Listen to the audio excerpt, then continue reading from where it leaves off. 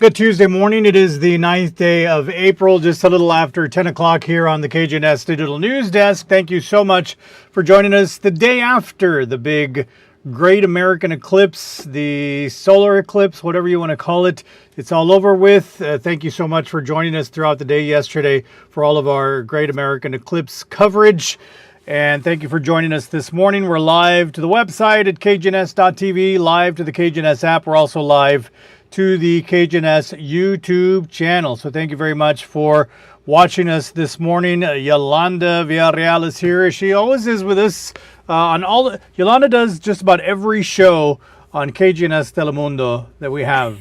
Right, Yolanda? Pretty much? Technically, I do. Yeah, interesting. You know, it was a beautiful day yesterday where we had to have some trouble there, but we were able to see that partial eclipse for us here in Laredo, and it's such a beauty, and why not? It is free. You don't have to pay much. You just have to buy those glasses in order to see that eclipse. So for today, severe weather is expected mainly all across Texas. There are some spots this morning that are getting that showers and thunderstorms with some hail as well. And that's in the Texas Panhandle and also in the eastern parts of Texas. For us here in Laredo, we're expected to be under that risk as well, but we're under a slight risk. We're overnight, it's when we're expected to see those showers and thunderstorms roll in. But this morning, you also notice those cloudy skies. Some of those cloudy skies could produce a light drizzle. We have sufficient moisture from the Gulf of Mexico. Those southeasterly winds are increasing our dew points. But what are our temperatures across Texas? Look at those beautiful temperatures in the Texas Panhandle. Amarillo,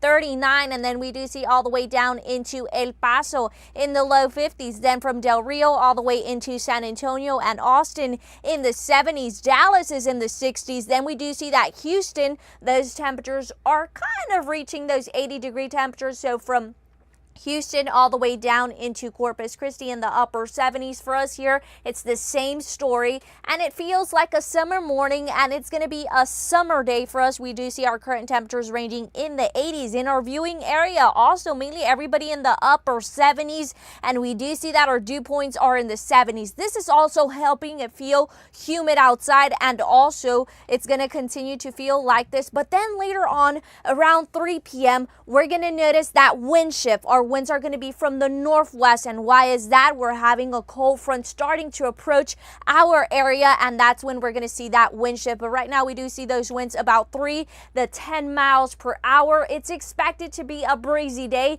And then overnight, as we have that cold front approaching our area, those winds could be picking up with gusts up to 20 miles per hour. Here we do see there's a mixed precipitation going on with some snow and also those showers and thunderstorms, mainly in the Texas Panhandle all the way down into Lubbock. But then we do see in the east parts of Dallas, that's where they're starting to see those showers and thunderstorms in the outskirts of Dallas, not in Dallas, but we do see that zoom in, and there we do see Waco is the one that's getting those showers and thunderstorms extending all the way down into Austin. Austin right now we do not see much showers and thunderstorms, but wait for those showers and thunderstorms that are expected to arrive for your, even in San Antonio, we do see that there's just some isolated showers going on.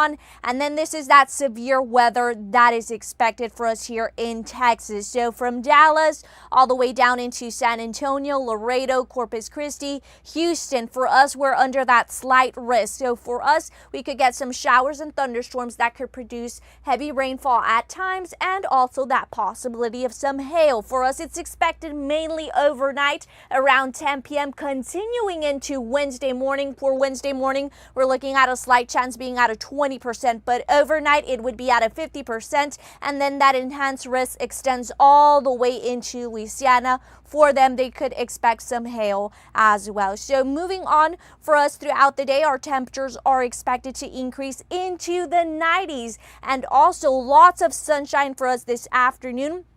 There we do see around 10 p.m. our temperatures are still going to be ranging in the 80s, and we're going to be having these chances of showers and thunderstorms because we have a front coming in. That cold, dry air will be bumping into these humid conditions, and that's what would be creating these showers and thunderstorms for us overnight into Wednesday morning. Then we do see our 7-day forecast. Not much of a change in our temperatures for tomorrow. We're going to get a break from the heat. We're expected to be in the upper 80s, but also I do have that red blinking light. Tomorrow we're going to be under fire weather watch, expected to start around 10 a.m. and last all the way up to 11 p.m. Wednesday night. And then for Thursday, we do see those highs ranging in the 90s. Wednesday night, waking up into Thursday, expected to be cool for us in the morning in the upper 50s. Then Thursday night into Friday, once again in the upper 50s. But then as we head into the weekend, just notice those highs increase back into the upper 90s. And then starting next week already in the triple digits, it feels like a summer feeling for us. And you know how many more days for summer? It's 72 more days for summer. Summer officially starts on June the 20th. Could have fooled me, Yolanda. Sure felt warm this morning. It I'll tell you does. that much. All right. It continues to feel. All right, Yolanda Villarreal will be on Telemundo en tu casa at 11, and then you can catch her on KGNS News at noon. Thank you, Yolanda. Thank you. We'll see you at the noon show. See ya. All right, I'm going to take a quick break. We'll be right back with the latest on the first murder of 2024. We do have a follow-up to that story from Laredo PD. That's coming up next when we come back here on the Digital News Desk.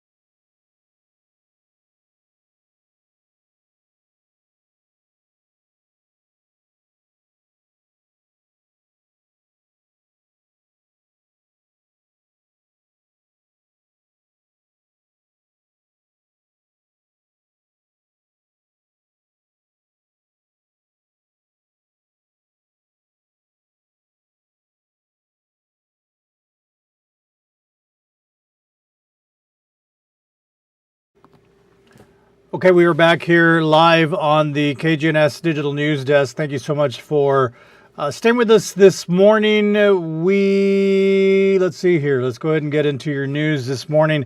We're learning more about the first murder of the year, where a man was reportedly shot 3 times at a local motel on Friday night. Laredo police arrested 34-year-old Jesus Abrego, 32-year-old Luis Javier Holguin, and 33-year-old George Gonzalez for allegedly shooting 57-year-old Raul Turrubiates. Police received a call Friday around 10 at night about a suspicious person with a gun at the motel. An officer who was nearby heard the gunshots. He saw a Nissan Altima leaving the area. The officer told the driver to stop, but he refused and led police on a car chase. The car stopped near Ryan and Monterrey, where 3 people got out of the car and ran. Police were able to arrest Holguin and Abrego, while Gonzalez was eventually arrested at his home near the 300 block of Olive Street. While we still don't know the motive behind the killing, police believe all 4 men knew each other. In this particular case, we really don't go too much into motives until it gets to court. But it wasn't some sort of a random thing.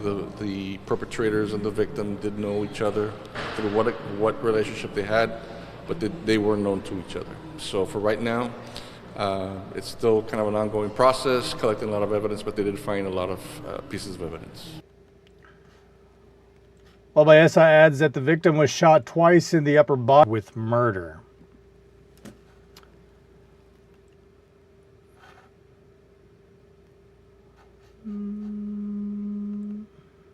An off-duty police officer from the Laredo Police Department finds himself on the other side of the law after being arrested for allegedly assaulting a family member.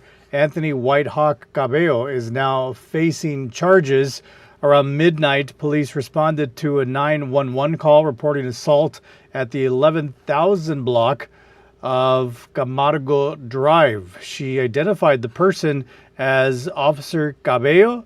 He was placed on administrative duty while they investigate further. So Let's see here. If I want to show you the mugshot, it's a little different because this system does not communicate with one of our systems that we use in the newscast. So that is the off-duty police officer who was arrested in this case. All right, let's see.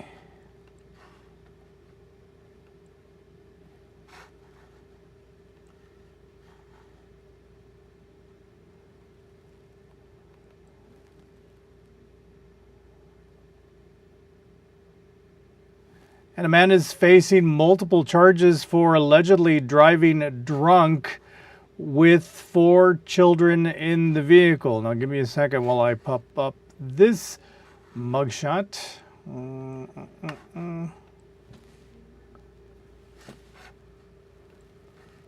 34-year-old Martin Javier Flores was arrested and charged with DWI, 4 counts of endangering a child, resisting arrest, and evading arrest with a motor vehicle. It happened on Saturday at around 3:30 in the morning when officers pulled over a white Honda Pilot that was seen driving without lights near Willow Street and Meadow Avenue. Police say Flores appeared to be driving under the influence and had 4 kids with him, ages 5, 7, 10, and 11. Flores was also served with an outstanding warrant for possession of marijuana from the Webb County Sheriff's Office. Child Protective Services was notified of this case.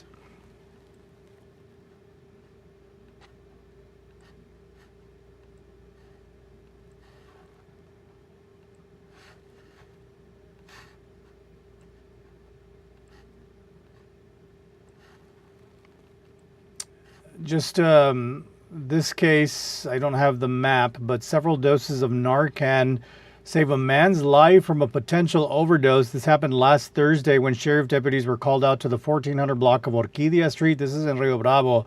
When they arrived, the victim was showing signs of an overdose and was given 5 doses of Narcan. Then on Sunday, deputies were called out to the 1500 block of Espejo Molina for a man not breathing. He was given 8 doses of Narcan. Deputies later identified him as the same person that they helped back on Thursday. He was taken to Doctors Hospital for continued medical care.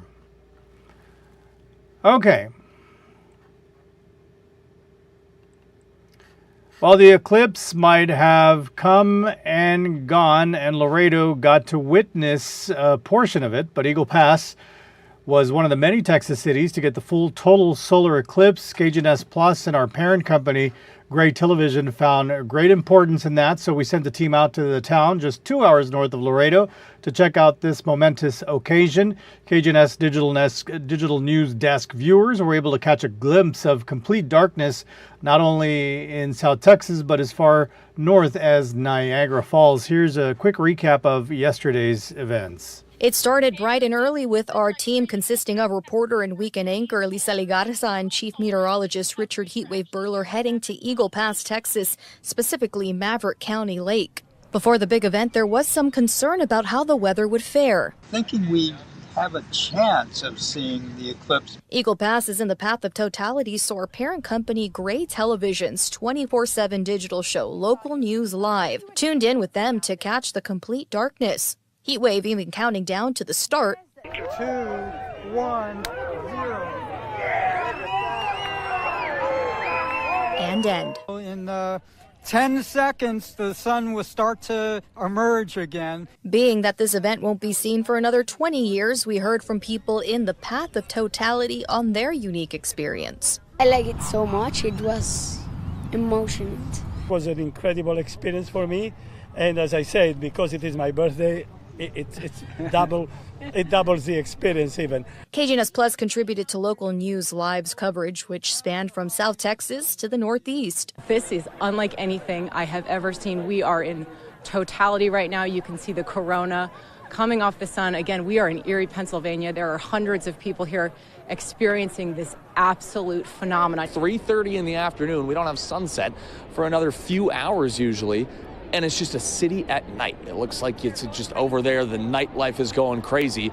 But the reality is, this is just a phenomenon in our universe that we are so lucky to be living through. We took you close to the eclipse without having to leave the comfort of your home.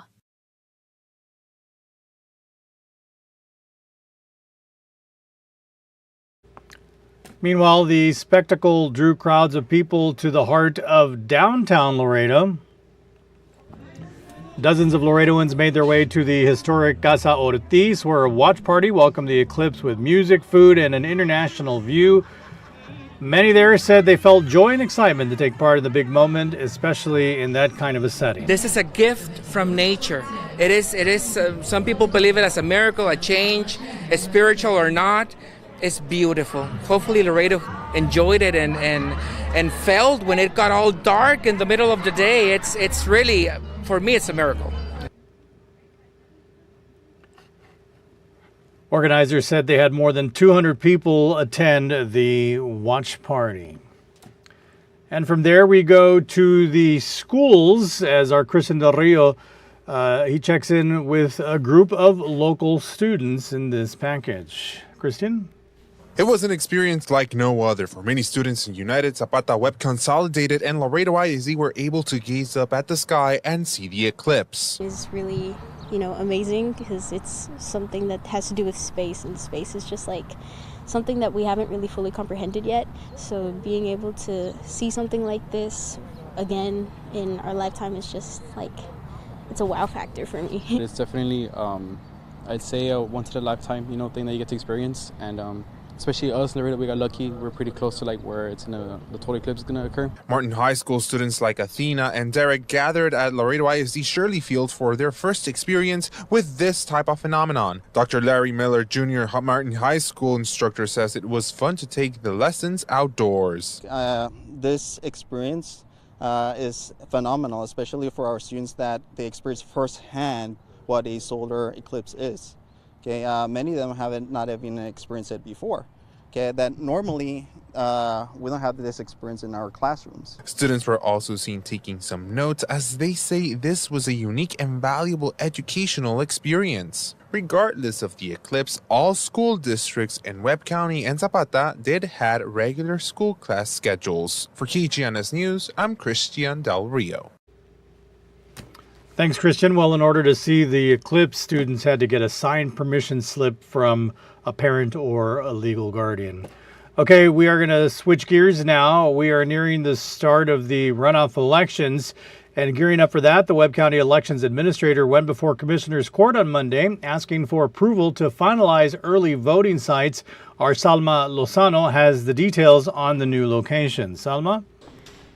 The locations for early voting sites were reassessed early Monday at the Webb County Commissioner's Court. Prior to the meeting, 11 polling stations had been estimated to be open, but after a presentation by the Webb County Elections Administrator, they are now reduced to 7. One of the sites that is being removed is from Precinct 1, and according to Jesse Gonzalez, the Commissioner for Precinct 1, the decision will not negatively impact the accessibility to voting as voter turnout is expected to be significantly less than it had been in the primary elections. According to the Webb County Elections Office, over 7,000 people voted in the primary elections in early March, a small fraction of the eligible voters. Eliminated the one in Rio Bravo, but we opened up the one in the Laredo College South campus, that's going to be more centralized, and if people need access to Laredo College, they can reach to my office to see how we can coordinate that. Now for the November election, that's a whole different story. We're expecting big numbers in the November general election, so we won't be doing that type of plan. But for now, this is a runoff, and we're anticipating the numbers are not going to be as high as if in November.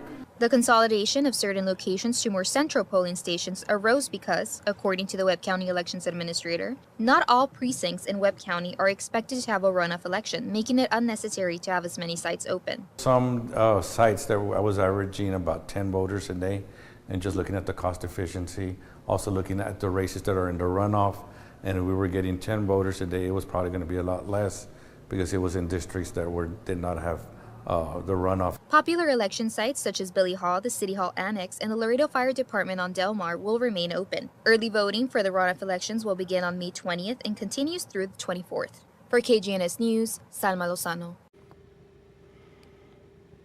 All right, for more information on where to vote, thank you, Salma, you can go to our website at kgns.tv.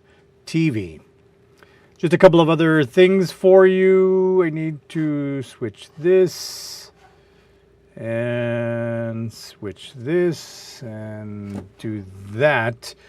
There is a I'll get the information for this. This is happening tonight. That's why I'm sharing this with you. The city is revisiting a project that was quite controversial about a year ago for residents living along the highly visible Del Mar Boulevard. City officials have invited residents of the Del Mar area, along with anyone in the community with an interest in the development of this area, to attend an open house meeting of the Del Mar Zoning Overlay District. The meeting is taking place today over at the Laredo Fire Department Administration Building on Del Mar from 6 this evening to 7:30. Information about the project can be found at the City of Laredo website and the Planning Department's page, or you can contact the Planning Department, and the number is there on that flyer from the city. I'm going to zoom in. It's 794-1613. That's 794-1613. That's happening today. So you can, this flyer is from the City of Laredo Facebook page if you want to go check this out as well.